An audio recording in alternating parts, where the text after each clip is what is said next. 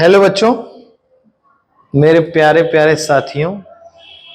और 30 video series में 2-3 दिन का गैप हो गया, कुछ दिक्कतें आ गई थी। ठीक है, अब क्या कर सकते हैं, अनअवॉइडेबल सरकमस्टेंसेस जब आ जाते हैं तो आदमी कोशिश करके भी कुछ नहीं कर पाता है। खैर, बीती ताई विसार दे, आगे की सुध ले। बीती बातों को भूलें, आगे देखें आगे क्या है। तो पिछले वीडियोस में हम क्लोनिंग वेक्टर के फीचर्स पढ़ लिए थे। ठीक है, उधर बायोटेक्नोलॉजी वगैरह पढ़ लिए थे, बढ़िया एकदम डिटेल में। यहां अब इस वीडियो में हम कोशिश करेंगे कि चैप्टर हो सके कंप्लीट ही करा दें। ठीक है, देखेंगे vectors for cloning gene in plants and animals. अगर हमको जीन की क्लोनिंग प्लांट्स और एनिमल्स में करानी है, जीन की क्लोनिंग प्लांट्स और एनिमल्स में करानी है, तो हम किन वेक्टर्स का सहारा लेंगे। कहते हैं सबसे पहला जो है वो है एग्रोबैक्टीरियम ट्यूमिफेसियंस। कह रहे हैं can deliver a piece of DNA, जिसको कहते हैं TDNA, to transform normal plant cell into a tumour. Agrobacterium tumefaciens क्या करता है, ये अपने से टीडीएनए, ट्यूमर कॉजिंग डीएनए को प्लांट की सेल में इनकॉर्पोरेट कर देता है और वो उसके जीनोम में जाता है और ट्यूमर कॉजिंग जीन को एक्टिवेट कर देता है। मतलब कुल मिला के अगर हम बात करें तो एग्रोबैक्टीरियम ट्यूमिफिशियंस का काम है ट्यूमर कॉज करना। किसमें? प्लांट सेल में। किसमें? प्लांट सेल में। और वो कैसे करता है? वो अपने टीडीएनए को, ट्यूमर कॉजिंग डीएनए को क्या करता है? डिलीवर करता है किसमें? नॉर्मल प्लांट के सेल में। किसमें? नॉर्मल प्लांट के सेल में। ठीक है लल्ला। Into these tumor cells produce the chemicals required by the pathogens। अब ये क्या करते हैं? वो केमिकल्स प्रोड्यूस करते हैं जिसको पैथोजन की आवश्यकता है, और वो क्या कॉज करते हैं? ट्यूमर कॉज करते हैं। क्या करते हैं? ट्यूमर कॉज करते हैं। हम क्या कर रहे हैं? ट्यूमर इंड्यूसिंग प्लाज्मिड ऑफ, ये देखो ट्यूमर इंड्यूसिंग प्लाज्मिड है ये, एक्स्ट्रा क्रोमोसोमल। देखो प्लाज्मिड ही तो दिख रहा था, ये इसको डिलीवर किया और यहां ट्यूमर क्या करेगा? कॉज करेगा। यहां पे हम क्या कर रहे हैं? ट्यूमर इंड्यूसिंग प्लाज्मिड को मॉडिफाई कर रहे हैं into a cloning vector which is not pathogenic. ये वाला जो प्लाज्मिड था, ये जब प्लांट में जाता तो ये बीमारी कॉज करता, ट्यूमर कॉज करता। लेकिन अब हमने क्या किया है? इस प्लाज्मिड को जो ट्यूमर कॉज कर सकता था उसको मॉडिफाई किया और उसको डिसआर्म कर दिया। क्या कर दिया? डिसआर्म कर दिया। अब वो ट्यूमर कॉज नहीं कर सकता है। सीधी सी बात है भाई साहब, है ना। इसमें देखो नया पीस ऑफ डीएनए डाल दिए हम। अब वो काम तो नॉर्मली करेगा, एंटर तो प्लांट की सेल में नॉर्मली ही करेगा जैसे ये कर रहा था। तो अगर ये जाएगा, अब ये बीमारी कॉज नहीं करेगा। बीमारी कॉज नहीं करने के साथ साथ ये एलियन पीस ऑफ डीएनए को भी तो अपने साथ लेके जाएगा प्लांट की सेल में। कह रहे हैं tumour inducing plasmid of agrobacterium tumefaciens is modified into a cloning vector which is not pathogenic but can use the mechanism to deliver genes of interest into the plants। अब ये pathogenic नहीं रहा, disease causing नहीं रहा, tumour causing नहीं रहा, लेकिन जिस मैकेनिज्म से ये एंट्री मारता है भाई साहब, वो उसी मैकेनिज्म से एंट्री मारेगा और साथ में क्या लेके जाएगा गुरु? जीन ऑफ इंटरेस्ट लेके कहां जाएगा? प्लांट की सेल में। क्लियर है बेटा? इतना क्लियर हुआ। सबसे पहला क्या आया? एग्रोबैक्टीरियम ट्यूमिफिशियंस का टीआई प्लाज्मिड। दूसरा क्या है? रेट्रोवायरस। क्या है? रेट्रोवायरस। कह रहा है रेट्रोवायरस इन एनिमल। एग्रोबैक्टीरियम ट्यूमिफिशियंस किसमें कॉज कर रहा था? ये कर रहा था प्लांट्स में, डिलीवर कर रहा था किसमें? प्लांट्स में। लेकिन अब रेट्रोवायरस किसमें डिलीवर करेंगे?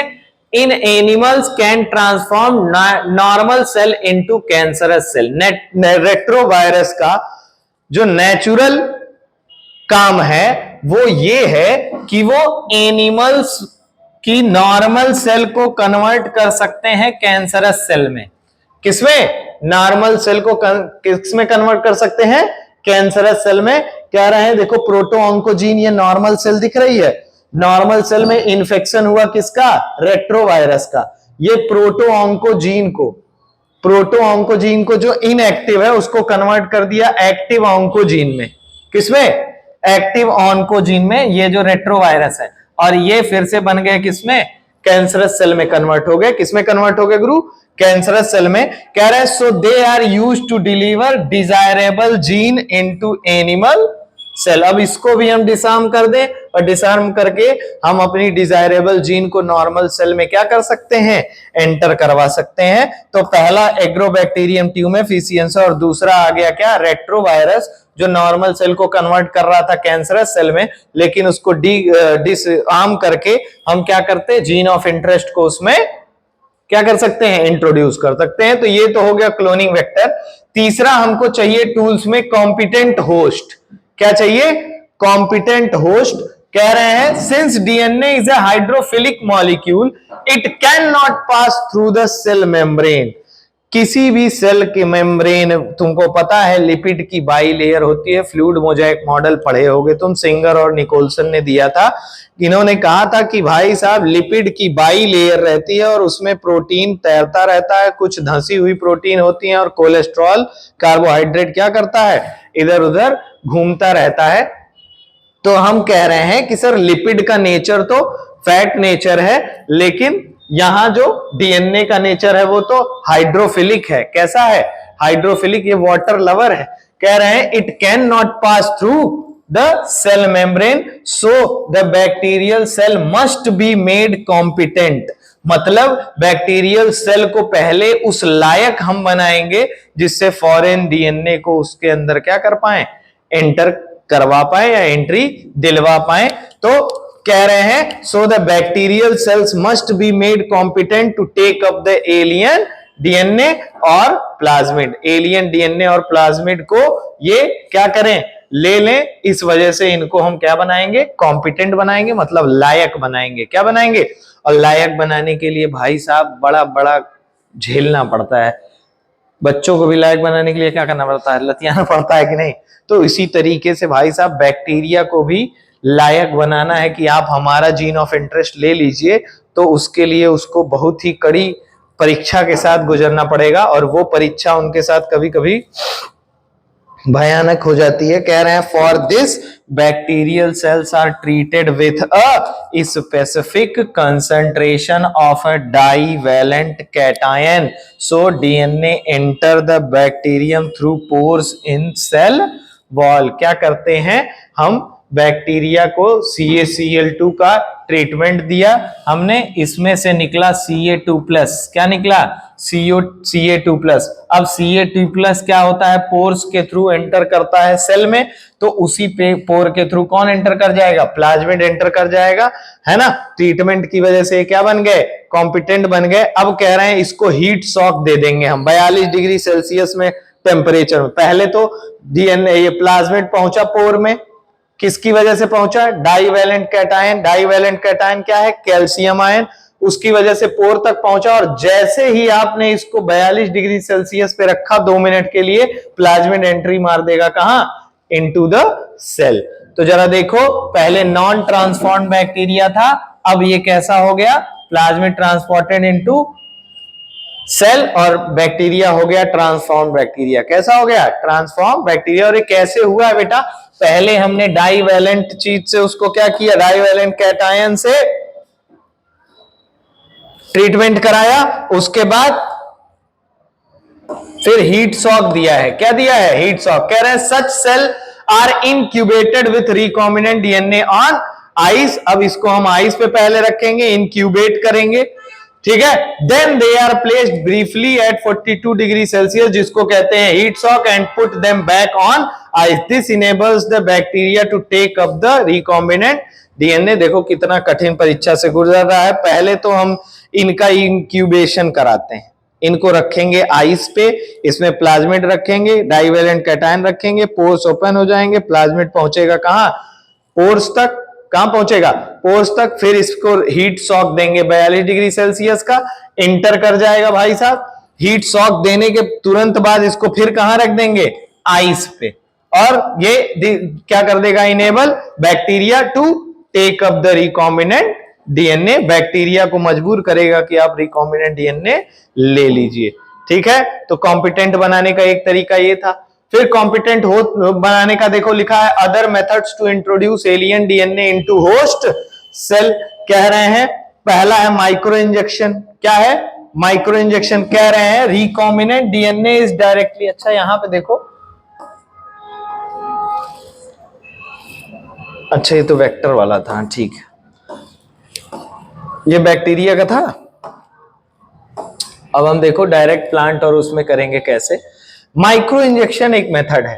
कह रहे हैं रिकॉम्बिनेंट डीएनए को माइक्रो इंजेक्शन में हम क्या करते हैं, पहले इनकॉर्पोरेट करेंगे और उसको डायरेक्ट किसके अंदर डाल देंगे, न्यूक्लियस के अंदर ऑफ एनिमल सेल। तो माइक्रो इंजेक्शन किसके लिए इस्तेमाल होगा, एनिमल सेल के लिए। किसके लिए, एनिमल सेल के लिए इस्तेमाल होगा। फिर आता है बायोलिस्टिक्स। क्या आता है, बायोलिस्टिक्स, जिसको कहते हैं जीन गन। कहते हैं सेल्स आर बम्बार्डेड, आप सेल लेंगे और बढ़िया एकदम बम्बार्डमेंट कराएंगे, देखो करा रहा है सेल का, देखो बढ़िया से एकदम सटाया हुआ है, मर रहा है गोली, धाए धाए दिख रहा है, with high velocity micro particles of. इस जीन गन में क्या है, गोल्ड के पार्टिकल है, जिनके ऊपर किसकी कोटिंग की गई है, डीएनए की। किसकी कोटिंग की गई है, डीएनए की। गोल्ड या टंगस्टन के माइक्रो पार्टिकल होंगे और उसको हम हाई वेलोसिटी से सेल के ऊपर जब क्या करेंगे, छोड़ेंगे, तो वो उसके अंदर एंट्री ले लेगा। और this method is suitable for plants. ठीक है, डिसाउंड पैथोजन और वेक्टर तो पीछे देखे ही है, रेट्रोवायरस और एग्रोबैक्टीरियम ट्यूमिफिशियन। कह रहे हैं when it infects the cell, जब वो सेल को इन्फेक्ट करेंगे, पहले तो डिसऑर्म रहेंगे, बीमारी कॉज नहीं करेंगे, वो ट्रांसफर कर देंगे रिकॉम्बिनेंट डीएनए को कहां, इनटू द होस्ट। और जरा ये देखो, प्रोजेक्टाइल गन कर रहे हैं भाई, डीएनए कोटेड टंगस्टन, और डायरेक्ट कहां आ गया, अंदर आ गया, टंगस्टन वहीं का वहीं रह जाएगा, निकाल लेंगे उसको और हमारे पास जीन मिल गया भाई साहब। तो देख लो यहां पूरा तीनों तरीका दिया हुआ है, वायरसेस ये वाला, डिसऑर्म पैथोजन, जीन गन ये, और माइक्रो इंजेक्शन ये। और तीनों प्रक्रिया से क्या कर रहे हैं हम, बैक्टीरिया में रिकॉम्बिनेंट डीएनए को इंट्रोड्यूस कर रहे हैं। तो ये टूल्स ऑफ रिकॉम्बिनेंट डीएनए था। ठीक है, ये हमको लगता है समझ आ गया था। पहला था रेस्ट्रिक्शन एंडोन्यूक्लियस, जो फलाना फलाना सब कुछ था, क्लोनिंग वेक्टर था, और फिर कॉम्पिटेंट होस्ट था। अब आ गया process of recombinant DNA technology. Recombinant DNA technology में रिकॉम्बिनेंट डीएनए बनाने के लिए कौन कौन से प्रोसेस करेंगे। कह रहे हैं पहला करेंगे आइसोलेशन ऑफ जेनेटिक मटेरियल, ये तो पहले ही पढ़े हैं। दूसरा करेंगे cutting of DNA at specific location, मतलब एक्सोन्यूक्लियस और एंडोन्यूक्लियस का काम आएगा यहाँ। तीसरा करेंगे amplification of gene of interest using PCR, एक मेथड पढ़ना है हम यहाँ, एम्प्लीफाई करेंगे हमारा जो जीन ऑफ इंटरेस्ट है उसको क्या करेंगे, एम्प्लीफाई करेंगे। और जो मेथड इस्तेमाल करेंगे बेटा, वो मेथड होगा पॉलीमरेज चेन रिएक्शन। कौन सा मेथड होगा, पॉलीमरेज चेन रिएक्शन। फिर चौथा करेंगे, अब यहां जब इसको एम्प्लीफाई कर लेंगे तो इंसर्शन करेंगे उस रिकॉम्बिनेंट डीएनए का, किसमें, होस्ट सेल में। और इंसर्शन करने के लिए उतना पर्टिकुलर मेथड तुमको पता ही है। फिर कह रहे हैं फॉरेन जीन प्रोडक्ट देंगे भाई, उनके अंदर पूरा रेप्लिकेशन होगा, हमको प्रोडक्ट मिलेगा। और डाउन स्ट्रीम प्रोसेसिंग करेंगे, मतलब उसकी शुद्धता बनाए रखेंगे, उसको शुद्ध करेंगे और इंडस्ट्रियल स्केल पे उसको प्रोड्यूस करेंगे। तो ये प्रोसेस है पूरा रिकॉम्बिनेंट डीएनए टेक्नोलॉजी का। कुल 6 प्रोसेस है। कितने हैं, 6। आइसोलेशन, कटिंग, एम्प्लीफिकेशन, इंसर्शन और ऑब्टेनिंग और डाउनस्ट्रीम प्रोसेसिंग। तो पहला आ गया आइसोलेशन। क्या आ गया, आइसोलेशन। मतलब अब हमको पहले तो निकालना ही है, आइसोलेशन करना है, निकालना ही है ना। कह रहे हैं आइसोलेशन ऑफ जेनेटिक मटेरियल में क्या करेंगे, ट्रीट बैक्टीरियल सेल और प्लांट और animals tissue with enzymes like lysozyme. अगर बैक्टीरिया है तो उस सेल को हम किससे करेंगे भाई साहब, लाइसोजाइम से। किससे करेंगे, लाइसोजाइम से ट्रीट करेंगे। और अगर प्लांट है तो उसको किससे करेंगे? सेलुलेज से, सेलुलेज से। और अगर फंजाई है तो हम काइटिनेज का इस्तेमाल करेंगे। सबकी सेल वॉल को डाइजेस्ट करने के लिए इन सारी एंजाइम्स को करते हैं हम। और जब सेल वॉल डाइजेस्ट हो जाएगी तो भाई साहब उसका माल मटेरियल सब बाहर आ जाएगा कि नहीं आ जाएगा? तो अगर बैक्टीरियल सेल है उससे हमको जीन ऑफ इंटरेस्ट चाहिए तो हम इस्तेमाल करेंगे लाइसोजाइम। अगर प्लांट सेल है तो इस्तेमाल करेंगे सेलुलेज। अगर एनिमल सेल, अरे फंजाई है तो हम इस्तेमाल करेंगे काइटिनेज। और इसके बाद होगा क्या गुरु? देखो ये पूरा मार के निकाले हैं एकदम। लीवर ले लिया, बैक्टीरिया ले लिया, प्लांट ले लिया और मोर्टार और पेस्टल लेके मार एकदम चले हुए हैं एकदम। मार प्रोसेस एकदम जैसे बुढ़िया माई पहले दवाई बनाती थी। पेपर में देखे होगे 108 साल की बुढ़िया की घुंटी, है ना। 1 मिनट रुको, पानी पी लूं। बोलते बोलते जान लो थक ही जाता हूं। तो पानी आनी पी लिया हूं, देख लो। फिर अब हम लोग करेंगे क्या? Isolation of genetic material. उसके लिए बता दिए अगर आप बैक्टीरिया इस्तेमाल कर रहे हो तो इसके सेल वॉल को डाइजेस्ट करने के लिए हम एंजाइम लेंगे लाइसोजाइम। और सेल वॉल जैसे डाइजेस्ट होगा सेल ब्रोक हो जाएगी। ब्रोक होगी तो डीएनए और जो दूसरे मैक्रोमोलिक्यूल्स हैं वो सारे क्या हो जाएंगे? रिलीज हो जाएंगे। रिलीज हो जाएंगे कि नहीं? अगर आप प्लांट की सेल लेंगे तो उसको सेलुलेज से करना पड़ेगा। और फंजाई की सेल लेंगे तो उसको आपको किससे करना पड़ेगा? काइटिनेज से। ठीक है। तो हमको इतना सारा माल मटेरियल मिल गया भाई। अब हमको तो चाहिए डीएनए। क्या चाहिए? डीएनए। अब डीएनए को निकाले हैं। डीएनए को निकालने के लिए क्या करेंगे? देखो, आइसोलेशन ऑफ जेनेटिक मटेरियल। कह रहे हैं RNA is removed by treating with ribonuclease. अब आरएनए को डाइजेस्ट कर दो, मामला ही खत्म। डाइजेस्ट करने के लिए हम इस्तेमाल करेंगे क्या? राइबोन्यूक्लियेज। क्या इस्तेमाल करेंगे? राइबोन्यूक्लियेज। याद रखना, आरएनए को डाइजेस्ट करने के लिए राइबोन्यूक्लियेज, आरएनए को डाइजेस्ट करने के लिए राइबोन्यूक्लियेज, प्रोटीन को रिमूव करने के लिए प्रोटीएज, प्रोटीन को डाइजेस्ट करने के लिए प्रोटीएज, और दूसरे जो मॉलिक्यूल्स हैं वो भी अप्रोप्रिएट ट्रीटमेंट से करा के उनको हम क्या करेंगे? सेट कर देंगे। मामला सेट। अब हमारे पास बचा है केवल क्या? डीएनए। अब डीएनए को निकालने के लिए पहले उसमें चिल्ड एथेनॉल मिलाना पड़ेगा। ले आओ शहर से दारू खरीदो और दारू मिलाओ इसमें। बढ़िया दारू जैसे ही मिलाओगे, कह रहे हैं spooling of genetic material observe. कह रहे हैं जो स्पूलिंग मतलब प्यूरिफाइड जो डीएनए होता है, चिल्ड इथेनॉल डालने के बाद वो प्रेसिपिटेट आउट हो जाता है, प्रेसिपिटेट हो जाता है। कैसा दिखता है? फाइन थ्रेड की तरह। कैसा दिखता है? फाइन थ्रेड की तरह। देखो जरा दिख रहा है। Separated DNA can be remove by spooling. और ये दिखता है कहां? सस्पेंशन में। वो सस्पेंशन बना कैसे है? चिल्ड इथेनॉल और उसमें क्या मिला दिया है हमने? डीएनए मिला दिया। तो मामला सेट है गुरु। कुछ नहीं करना है।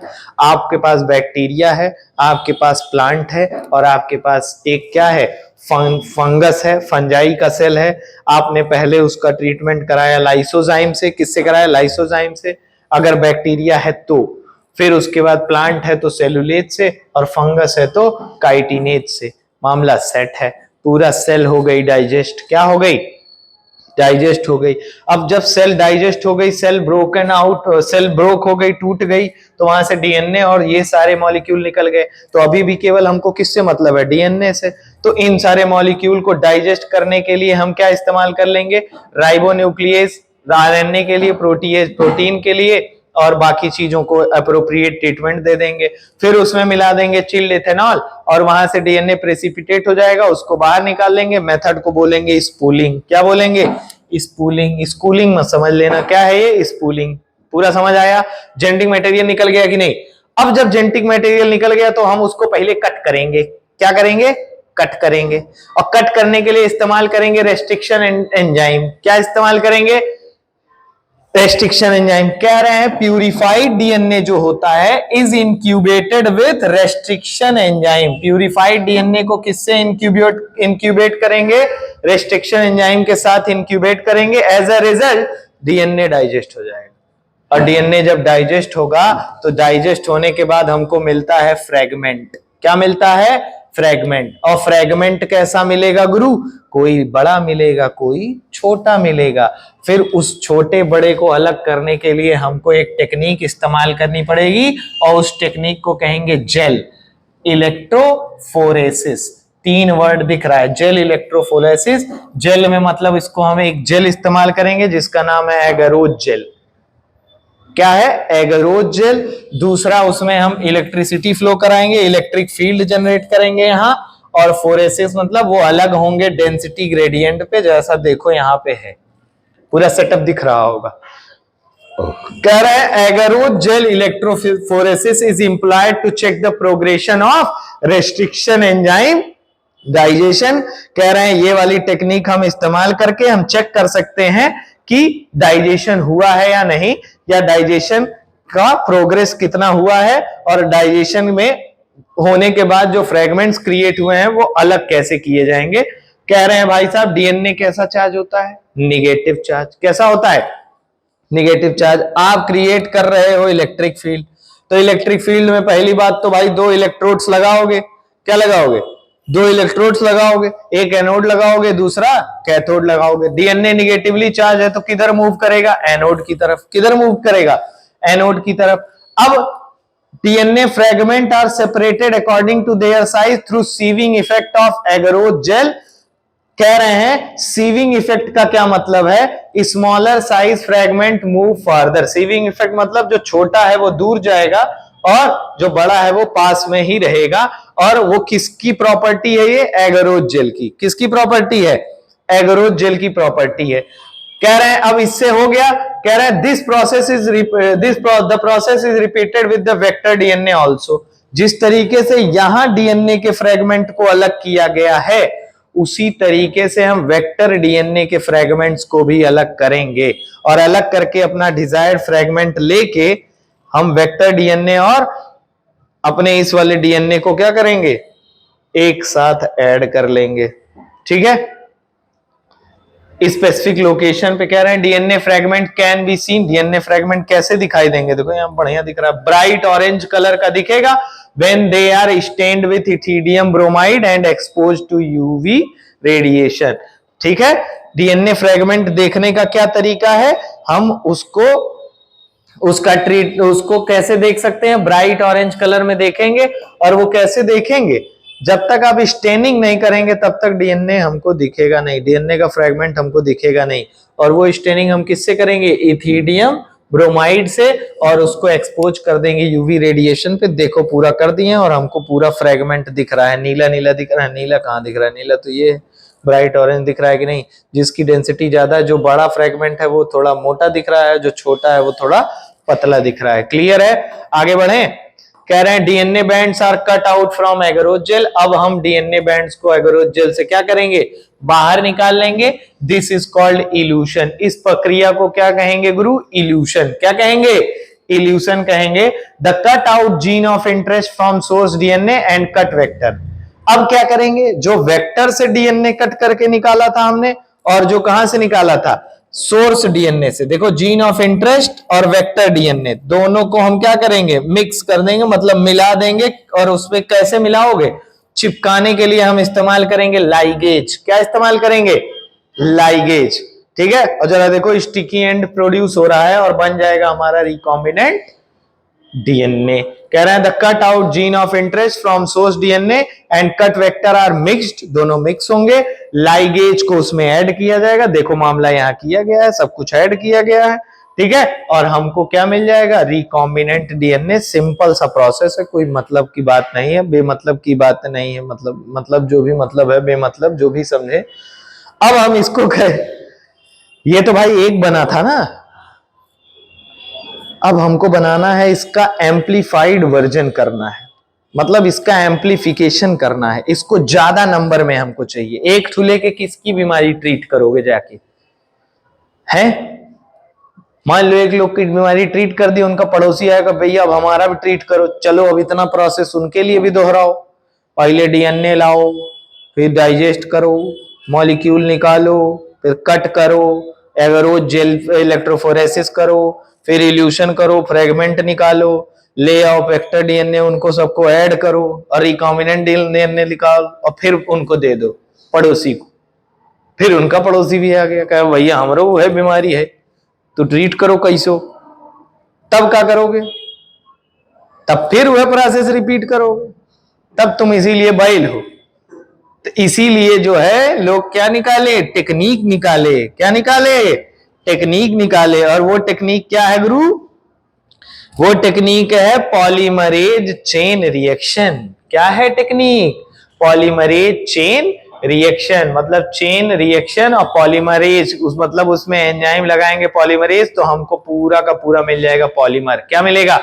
पॉलीमर। कह रहे हैं पॉलीमरेज चेन रिएक्शन क्या है? Is the synthesis of multiple copies of the gene of interest.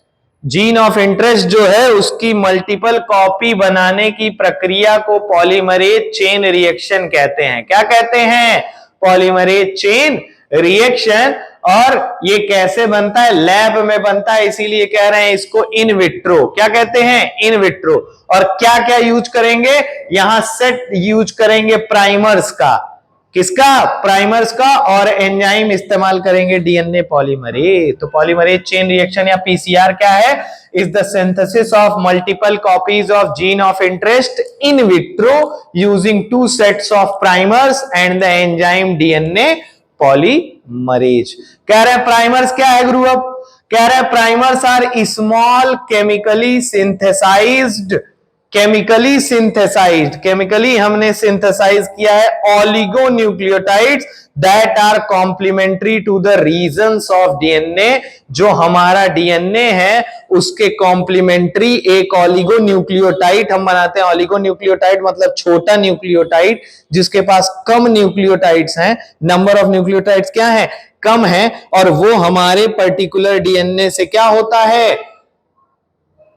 Complementary होता है। और वो केमिकली सिंथेसाइज्ड है। जैसे दही जमाने के लिए आप जोरन का इस्तेमाल करते हैं कि नहीं करते? इनोकुलम डालते हैं ना, उसी तरीके से हम प्राइमर्स का इस्तेमाल करते हैं। एक दूसरे में अटैच करेंगे और 2 प्राइमर इस्तेमाल करेंगे।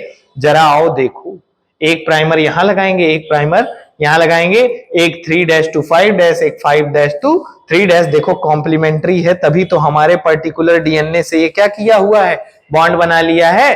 तो पहले एम्प्लीफिकेशन करने के लिए स्टेप क्या हो जाएगा?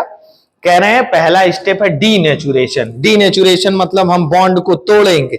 ये जो दोनों स्ट्रैंड में बॉन्ड बना है उसको क्या करेंगे? तोड़ेंगे। कह रहे हैं कि डबल स्ट्रैंडेड डीएनए का डीनेचुरेशन करेंगे तो दोनों स्ट्रैंड अलग हो जाएंगे कि नहीं हो जाएंगे?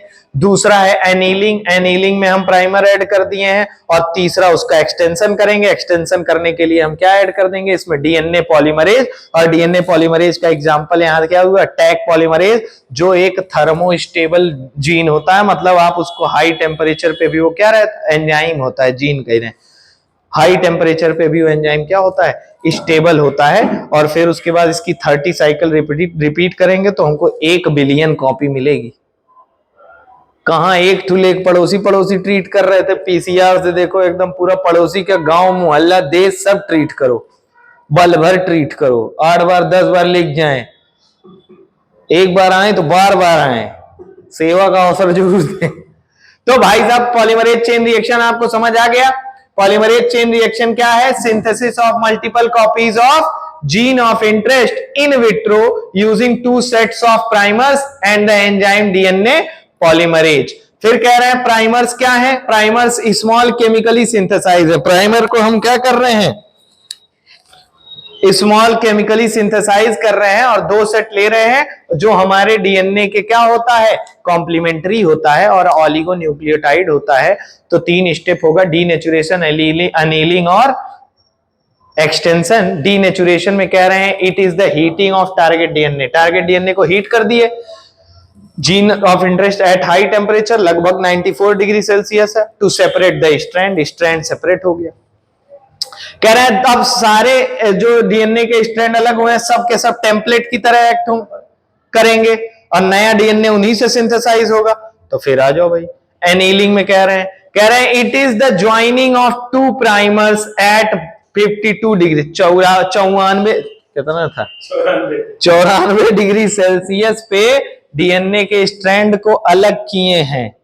अब 52 डिग्री सेल्सियस में उसमें क्या ऐड करेंगे, 52 मतलब 52, जेनजी वाले नहीं समझ पाएंगे, प्राइमर्स ऐड करेंगे। क्या ऐड करेंगे, primers at the 3' end of the DNA template. यहां से भी 3' एंड पे करेंगे और इधर से भी 3' पे करेंगे।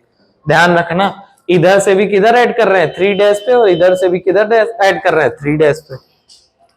अब क्या होगा, एक्सटेंशन कह रहे हैं it is the addition of nucleotide to the primer using a thermostable DNA polymerase called Taq polymerase. तुम्हारे सामने ही यही है, कह रहे हैं it is isolated from bacterium Thermus aquaticus, it remains active in high temperature during the denaturation of double stranded DNA. High temperature पे भी जो एंजाइम काम करे उसका नाम है टैग पॉलीमरेज। वो कहां से निकाला जाता है, वो निकाला जाता है थर्मस एक्वेटिकस से। और क्यों ऐसा हमको जरूरत पड़ी कि भाई साहब इतना हाई टेम्परेचर पे स्टेबल रहने वाला जीन अरे डीएनए, अरे यार एंजाइम इस्तेमाल करेंगे, क्योंकि है तना टेम्परेचर दे के तो मामला सेट कर रहे हो। यहाँ पता चले एंजाइम खत्म हो जाए तो यहां से मामला तो गड़बड़ा जाएगा ना, यहां सब बंदर बन जाएंगे। कह रहे हैं थ्रू कॉन्टिन्यूअस, क्या करेंगे भाई, एक्सटेंशन के लिए ये सब ऐड करेंगे। अब इसका कॉन्टिन्यूअस रेप्लिकेशन कराएंगे और डीएनए सेगमेंट एम्पलीफाई हो जाएगा लगभग कितनी कॉपी में, 1 बिलियन कॉपी में।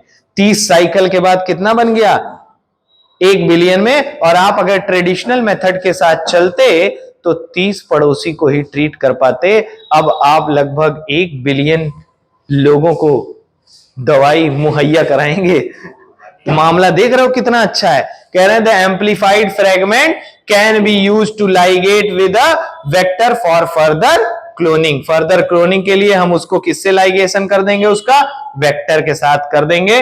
ठीक है, पीसीआर एट अ ग्लांस पूरा कुछ दिख ही रहा है। देखो ये पूरा मामला सेट है, ये एक मशीन है, मैं भी पहली बार देख रहा हूं। वो हमारे स्कूल वाले महान थे ना, वो हमको कभी मौका मिला तो ये मैं मशीन बच्चों को दिखाऊंगा जरूर।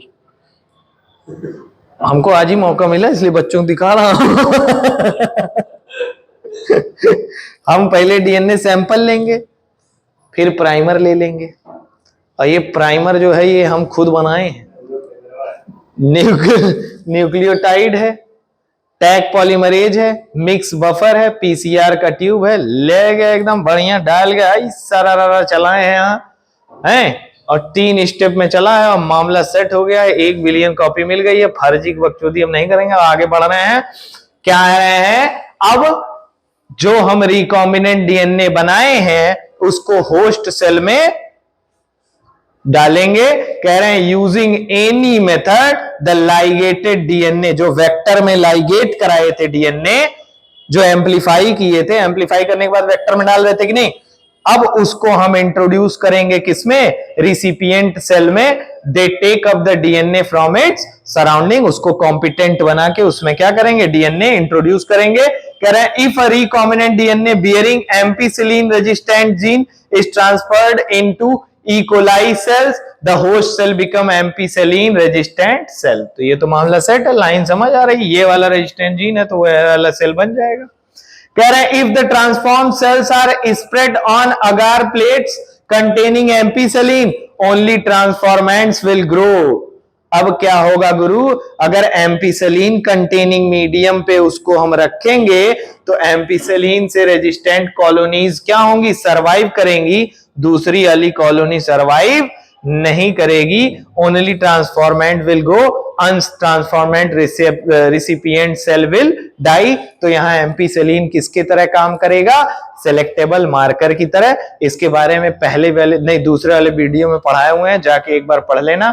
फिर कह रहे हैं the ultimate aim of recombinant DNA technology is to produce a desirable protein. अब इतना सब कुछ करने के बाद ये हम लोगों को क्या बता रहे हैं कि अभी मामला रुका नहीं है, वह मर्दे जो है वो रिकॉम्बिनेंट डीएनए हमको काम ही नहीं है, हमको तो चाहिए प्रोटीन। और प्रोटीन चाहने के लिए रिकॉम्बिनेंट डीएनए अंदर जाके अपने आप को एक्सप्रेस करना चाहिए, और जब तक एक्सप्रेस नहीं करेगा तब तक रिकॉम्बिनेंट प्रोटीन बनेगा नहीं। कह रहे हैं if a protein encoding foreign gene is expressed in heterologous host, जो फॉरेन जीन है वो हेट्रोलॉगस होस्ट में एक्सप्रेस हो गई, it is called recombinant protein. उसको हम क्या कहेंगे? Recombinant protein. बात समझ आई? देखो यहां मामला सेट है, ठीक है, बात समझ आई? तो अल्टीमेट एम हमारा क्या है? प्रोटीन चाहिए हमको, और कैसी प्रोटीन चाहिए? Recombinant protein. तब हमारे अंदर वो कैरेक्टर आएगा, अदरवाइज नहीं आएगा, ठीक है। कह रहे हैं cells with foreign genes can be grown in laboratory, the cultures are used to extract desired protein and purify it by separation technique. अब सेल्स जो फॉरेन जीन जिनके पास है उनको लेबोरेटरी में ग्रो कराएंगे, वो प्रोटीन बनाएंगी, उस प्रोटीन को हम निकालेंगे, निकालने के बाद उसको क्या करेंगे? प्यूरिफाई करेंगे सेपरेशन टेक्निक से। अब कह रहे हैं इन्हीं सेल्स को हम मल्टीप्लाई भी कर सकते हैं, किसमें? कॉन्टिन्यूअस कल्चर सेल में। इधर से आप सेल डालो, उधर से आलू डालो, सोना निकलेगा, ऐसा नहीं है, कॉन्टिन्यूअस कल्चर सिस्टम में, ठीक है। Here the used medium is drained out, एक तरफ से यूज्ड मीडियम निकलेगा और दूसरी तरफ से हम फ्रेश मीडियम उसमें क्या करेंगे? ऐड करेंगे। It maintains the cells more physiologically active, so produce a larger biomass. ये लार्जर बायोमास क्यों प्रोड्यूस करता है? क्योंकि सेल्स जो है फिजियोलॉजिकली क्या होती हैं? एक्टिव होती हैं, और यहां पे it yields more desired protein, ये ज्यादा डिजायर्ड प्रोटीन को क्या करते हैं? यील्ड करते हैं। फिर आता है क्या? Continuous obtaining foreign gene product. अब फॉरेन जीन प्रोडक्ट हमको चाहिए, तो हम इस्तेमाल करेंगे बायो रिएक्टर्स का। किसका? बायो रिएक्टर्स का। कह रहे हैं these are the vessels in which raw materials are biologically converted into specific products. Raw material किसमें कन्वर्ट हो रहा है? बायोलॉजिकली स्पेसिफिक प्रोडक्ट्स में, enzymes using microbial, plant, animal और ह्यूमन सेल्स। कितना बड़ी बड़ी बातें की गई है ना एकदम। कह रहे हैं रॉ मटेरियल हम लेते हैं, इसमें हम वेसल्स इस्तेमाल करेंगे। वेसल दिख रहा है, इस वेसल में रॉ मटेरियल्स जो हमारे हैं हम उसको बायोलॉजिकली कन्वर्ट करते हैं इनटू स्पेसिफिक प्रोडक्ट या enzyme using microbial, plant, animal और ह्यूमन सेल्स। कह रहे हैं bioreactors are used to produce large quantity of product. Ultimate भाई साहब अभी देखे हो तुमको इंसुलिन चाहिए मान लो, तो इंसुलिन वाली रिकॉम्बिनेंट जीन आप बनाओगे, तो हमको उस रिकॉम्बिनेंट जीन से तो मतलब है नहीं, हमको तो चाहिए फाइनल इंसुलिन। अब हम क्या करेंगे? उस इंसुलिन वाली जीन को किसी माइक्रोब में डालेंगे और उसको हम क्या करेंगे? किसी बायो रिएक्टर में डालेंगे। अब वो बायो रिएक्टर क्या करेगा गुरु? वो बायो रिएक्टर उसी को लार्ज क्वांटिटी में प्रोड्यूस करेगा। क्या? Bioreactors are used to produce large quantity of products. वो इंसुलिन लार्ज क्वांटिटी में बनाएगा। कह रहे हैं they can process 100 to 1000 litres of culture. वो कितने लीटर्स को कल्चर कर सकते हैं? 100 to 1000 लीटर। कह रहे हैं बायो रिएक्टर प्रोवाइड्स, उस प्रोटीन को, उस सेल को, उस बैक्टीरिया को, उस प्लांट को ये पर्टिकुलर ऑप्टिमल कंडीशन प्रोवाइड करेगा कि आप ग्रो करिए, रेप्लिकेट करिए और आप हमारी डिजायर्ड प्रोटीन बनाइए। हम उसको लेंगे और हम उसको इस्तेमाल करेंगे। ठीक है, यहां देखो लिखा हुआ है पूरा। और फिर क्या करते हैं? कह रहे हैं सबसे most commonly used bio reactor क्या है? स्टायरिंग टाइप या स्टायर्ड टैंक रिएक्टर। ये तुमको दिख रहा होगा, ठीक है। It is usually cylindrical. कैसा होगा? Cylindrical with a curved base. Curved base दिख रहा है कि नहीं?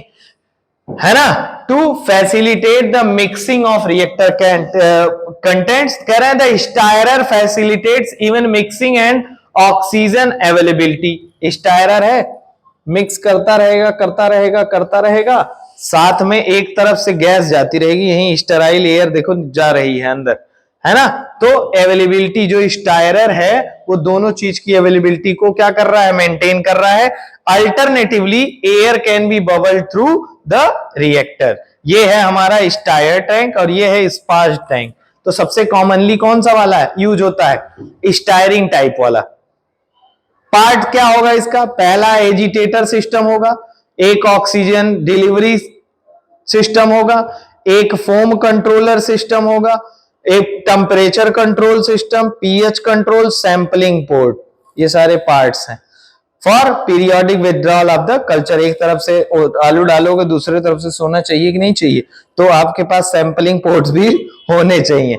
अब लास्ट प्रोसेस आता है, ये हम लोग फॉरेन जीन को कैसे जीन प्रोडक्ट निकाले हैं, बायोरिएक्टर से निकाले हैं। डिजायर्ड जीन हमको मिल गया, अब डिजायर्ड जीन को हम शुद्ध करेंगे कह रहे हैं, तो उसके लिए हम करेंगे डाउन स्ट्रीम प्रोसेसिंग। कह रहे हैं it is a series of processes such as separation and purification of products after the biosynthetic stage. Biosynthetic stage क्यों कह रहे हैं, क्योंकि वहां बायोलॉजिकली जीन प्रोडक्ट को वो कर रहे थे प्रोड्यूस, है ना, मतलब जीवित मीडियम था, वहां माइक्रोब इस्तेमाल किए थे, प्लांट इस्तेमाल किए थे, एनिमल इस्तेमाल किए थे, जिससे हमको प्रोडक्ट मिलता। तो कह रहे हैं कि बायोसिंथेटिक स्टेज के बाद हम सेपरेशन करते हैं और प्यूरिफिकेशन करते हैं उस पर्टिकुलर प्रोडक्ट का।